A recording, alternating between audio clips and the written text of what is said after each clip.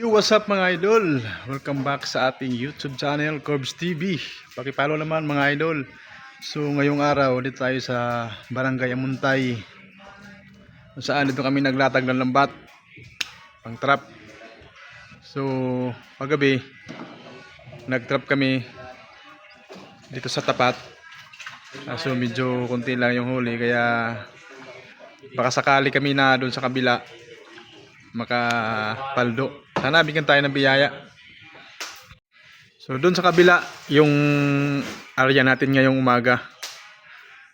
Doon sa may punta na yon, yung may naka-usling parang maliit na isla. Doon namin nilatag yung lambat pa hibas sa maya. Kasi maganda sa umaga dahil malaki yung hibas. Kagabi dito kami area kagabi. So ito pa may biyaya. So di gano'ng karamihan, pero maraming salamat na rin dahil binigyan kami, hindi kami nasiruhan. So ayan, ito nga pala yung area na natulugan namin kagabi. Ayan So sa ngayon, nagluto muna kami ng aming almusal habang nag-aantay kami na mahibas yung dagat. Ayan, ito yung mga niluto namin. Crab, saang. Ito yung saang. Tapos may crab tayo. Meron tayong balo. Napakasarap ng balo, tinula. Tinula. Habang yung mga kasama natin, busy pa sila sa kakasilpon. Ayan. So mga idol, ito may pala dito. May mga bangus. Ayan. Mga bago lang to. Isang buwan lang to, no? Isang buwan pa lang to. Ayan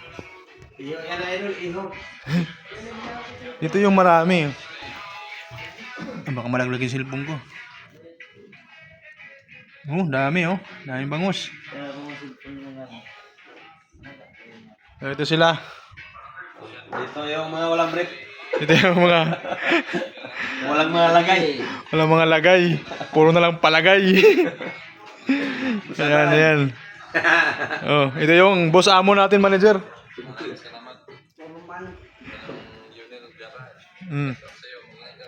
Napakaganda ng area dito sa Barangay Amuntay. Napakaliwanag. Napakalinaw. Ayan Abi dili bugatan.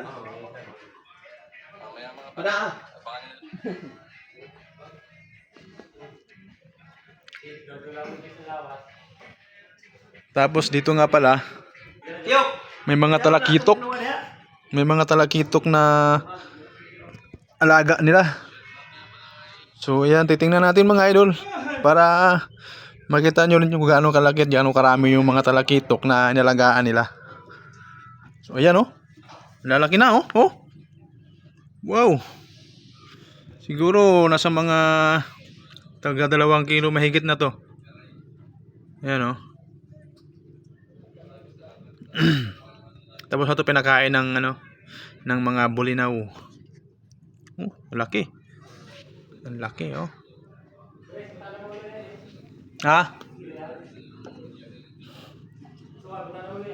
kompleto na yan. Kompleto Ricardos. At yung iba nating kasama dito nangangawil. Ayan. Gamit yung kanyang fishing rod. Anong brand ba na fishing rod na yan? Para sana naman nabigyan tayo ng biyaya. Anong brand ba yan? Sugayang. Ano pala yan Mahirap masahin pala. Tingnan natin yung paligid ng kanilang cottage. Napakaliwalas, napakasarap, napaka-peaceful dito. Yan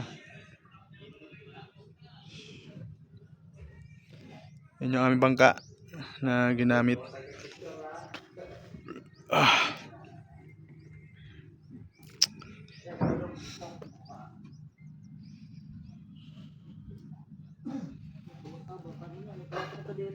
So ayan, shout out nga pala sa nagpapatuloy sa amin ngayon.